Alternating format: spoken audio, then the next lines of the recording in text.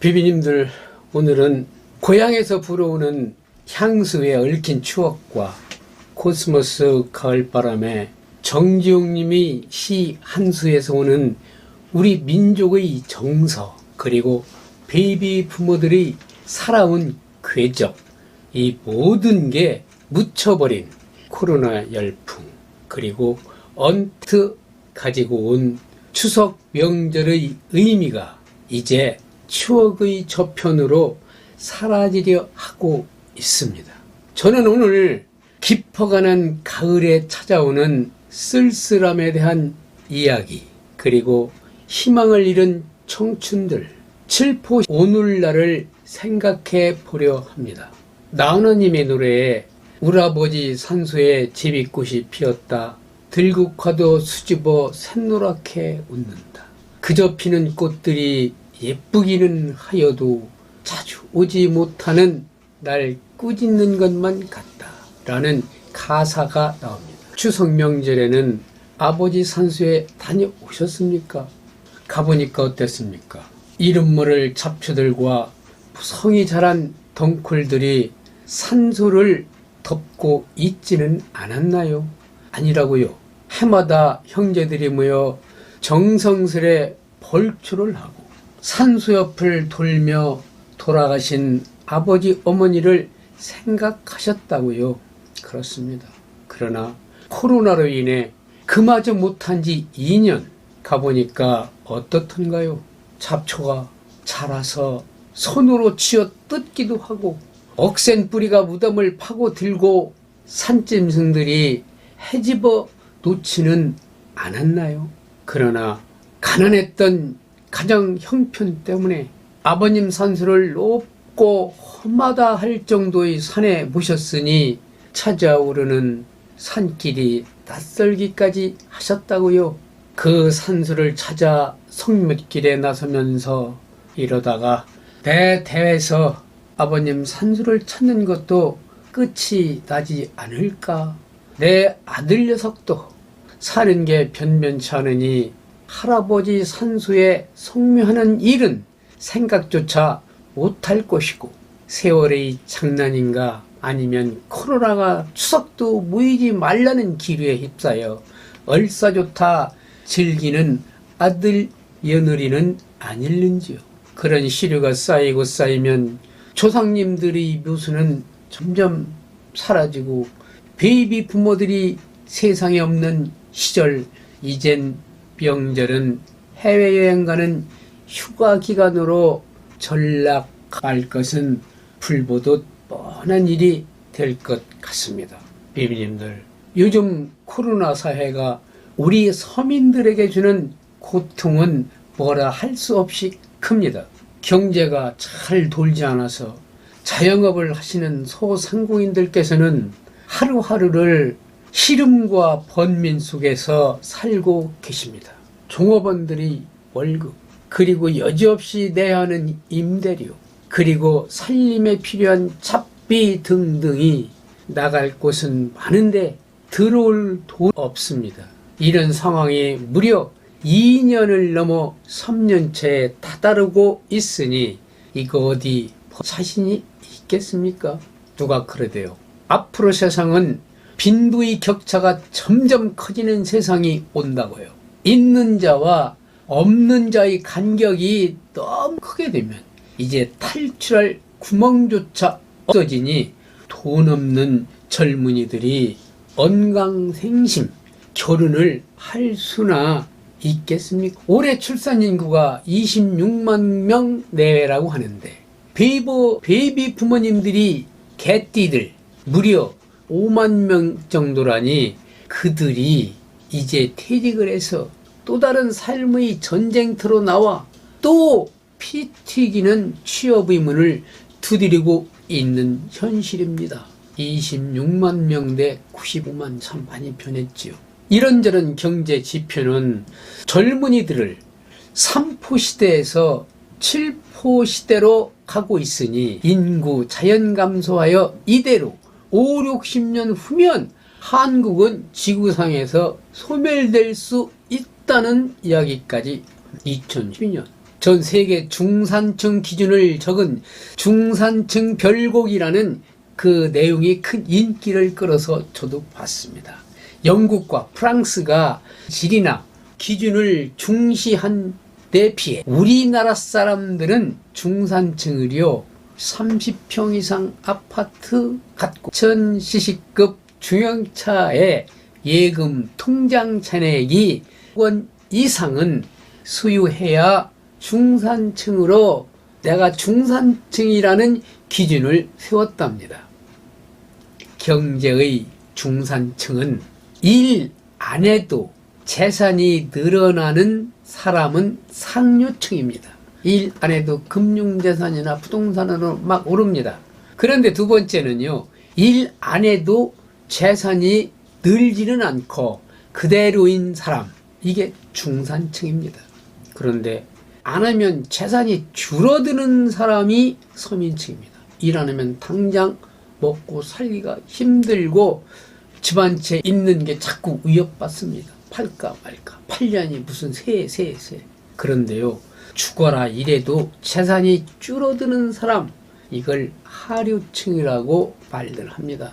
그런데요, 소득기준 중산층 체감 비율이요, 지금 현재는 40가 나는 중산층이야 라고 한대요. 2004년도에는요 80% 나는 중산층이야 라는 자긍심을 갖고 있었답니다. 88년 올림픽을 했죠. 2002년 월드컵도 했죠. 그때 중고차지만 자가용 승용차들을 사고 아무튼 그때 한국이 잘 살게 될 거야 하는 국민적 믿음과 안정된 경제의 위기, 집값 적정선, 이런 것이 아마 반해서 국민들은 그래도 열심히 살면 나는 중산층일 거야 하는 시대였습니다. 그런데 왜 오늘날의 한국인들은 나는 중산층이다 라고 하는 사람이 40% 내외일까요? 그런 통계입니다. 저는 30 정도밖에 안 된다고 생각해요. 30평 이상 아파트, 쓸만한 자금이 있고 일 안 해도 먹고 살기에 충분하고 통장에 1억 원 이상 있는 사람이 과연 40% 이상일까요? 모르겠습니다. 전 아니라고. 아마도 정신적으로 아니야, 난 중산층이야 하는 마음속의 위안이 섞인 판단이지, 그런 사람은 아마 30% 이내일 거라고 믿습니다. 일 치솟는 집값, 땅값, 건물주들의 호화로운 생활, 젊은이들이 낮은 취업률, 금수저, 다이아몬드, 은수저, 흑수저, 이젠 아예 수 자체가 없다는 무수저인 젊은이들, 희망을 포기한 칠포 시대를 겪고 있다는 방송을 보고 칠포 시대를 찾아봤습니다. 이걸 말하고 있었습니다. 1. 연애 포기, 2번째 결혼 포기, 3번째 네 번째, 5번째 희망 포기, 6번째 주택 포기, 7번째 대면 포기입니다. 포기, 사람을 만나는 걸 포기한다 이 소리죠. 이제 혼자 살겠다는 거예요.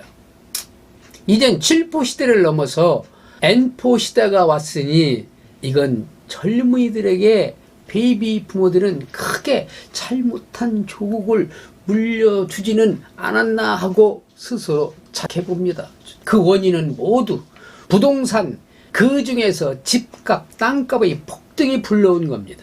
아니, 아파트 말입니다. 서울 평균가가 10억이라면 흑수저, 은수저로 태어난 젊은이들은요 이미 꿈을 접어야 하는 시대입니다. 무슨 거기서 출산율이 있고 문화가 있고 그러겠어요. 오르면 뭐 내 집값만 오르나요? 남의 집은 더 올라 있어요. 오르면 좋다는 마음, 그 마음들이요, 오늘날 누구든지 크게 오르면 좋다는 마음들이 있기 때문에 어쩌다가 오른 집값을 자녀들에게 전세라도 얻어주려고 마음먹다 보니까 전세? 장난이 아니네요. 전세가.